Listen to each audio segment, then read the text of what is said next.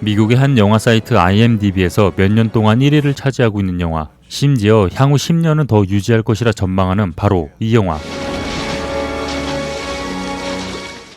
먼저 영화는 개봉 당시 처참하게 흥행에 실패했습니다. 영화의 개봉 연도는 1994년인데 그도 그럴 것이 경쟁작이 바로 포레스트 검프와 펄프 픽션.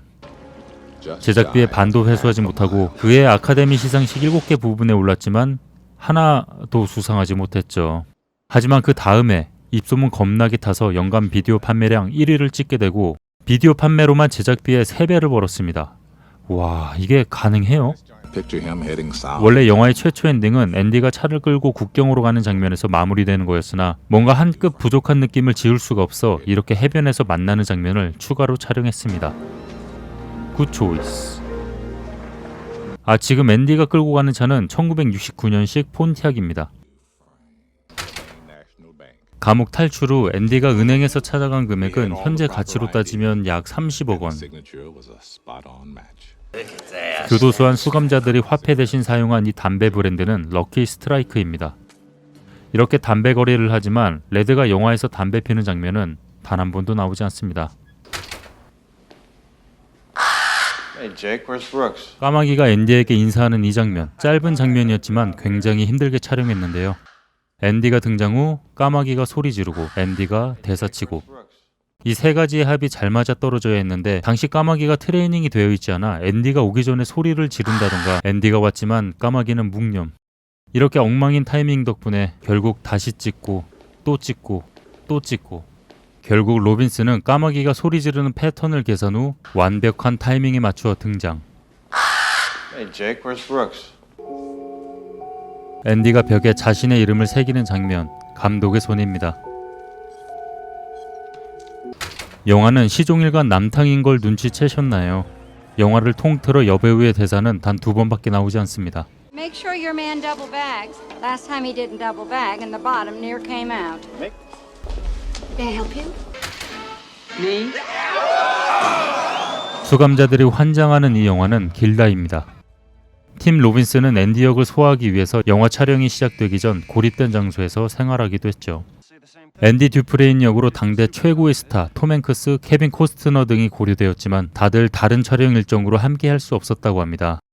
개인적으로 제일 안타까운 인물이 케빈 코스트너. 톰 행크스야 포레스트 검프가 대박쳤지만 케빈 코스트너는 워터월드를 찍고 마음 아파서 더 이상 말을 못하겠네요.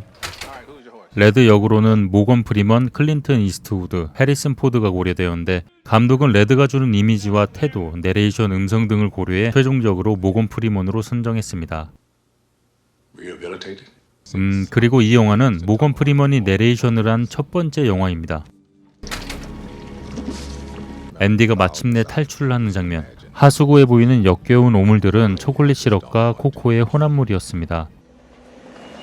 영화가 다른 나라에서 어떤 제목으로 개봉되었는지 살펴보면 먼저 우리나라에서는 쇼생크 탈출, 이태리에서는 자유의 날개, 스페인에서는 종신형, 헝가리에서는 희망의 제수들, 노르웨이에서는 자유의 비, 덴마크는 희망의 벽으로 개봉되었습니다.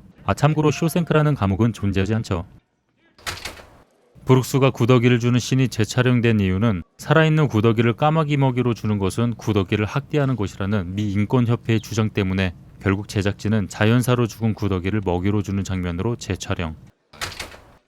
교도소 마당에서 캐치볼을 하는 장면은 9시간이나 촬영했습니다. 긴 촬영 시간이었지만 역시 프로답게 모건 프리먼은 묵묵히 촬영에 임했다고 하네요.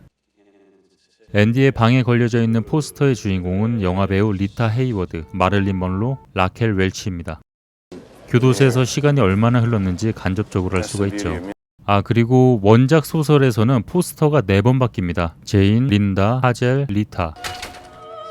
레코드의 볼륨을 높이는 장면은 원래 각본에 없었으나 팀 로빈스의 아이디어로 탄생한 명장면입니다. 이때 나오는 곡은 볼프강 아마데우스 모차르트 오페라 피가로의 결혼 제3막에 나오는 아리아입니다.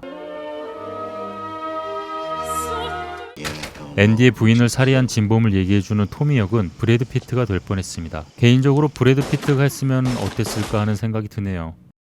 레드가 감옥을 나오기 전, 나온 후의 화면 색감이 제법 차이가 나는데 감독은 레드가 감옥을 나오기 전에는 어두운 분위기를 강조하기 위해 카메라에 검은 필터를 장착 후 촬영을 했다고 합니다. 이렇게 대비되는 색감을 통해 레드의 행복을 강조하고 싶었죠. 그리고 초반 라디오에서 나오는 음악 가사가 앤디가 탈출한다는 복선이었고, 소장이 앤디의 성경을 들었을 때 앤디가 겁나게 긴장하는 모습이 화면에 잡히는데 이 또한 복선. 앤디가 탈출 후 소장이 망치를 숨긴 성경을 펼쳤을 때 보이는 첫 페이지는 놀랍게도 엑소더스입니다. 레드가 찾아간 곳에 있는 나무는 안타깝게도 2016년 강풍으로 쓰러졌습니다. 나무는 쓰러졌지만 여전히 영화 기념품이 판매되고 있죠. 영화에서 이곳의 위치가 벅스톤이지만 실제 위치는 오하이오 말라바 팜 스테이트 파크입니다. 앤디가 레드에게 남긴 박스에 그려져 있는 배는 타이타닉호입니다. 앤디와 레드가 만나는 이곳은 US 버진 아이슬랜드. 이곳은 해마다 많은 사람들이 찾아옵니다. 진술서에 붙여져 있는 젊은 레드의 사진은 모건 프리먼의 아들이고 잠깐 카메오로 등장합니다. 영화의 마지막 장면에 알렌 그린을 추모하며 라는 문구가 나와 간혹 실화가 아닌가 생각하기도 하는데, 영화가 실화는 아니고요. 쇼생크 탈출의 감독 프랭크 다라본트의 가장 가까운 친구의 이름이며, 너무나 슬프게도 그는 합병증으로 영화가 완성되기 직전 세상을 떠났습니다. 영화는 미국 의회 도서관 영구 보존 작품으로 선정됐습니다. 영화의 메인 메시지는 이 대사를 통해 말하고 있습니다. Remember, Red. Hope is a good thing. Maybe the best of things. 언제나 희망 가득한 하루 응원합니다. 이상 숨쉬네였습니다.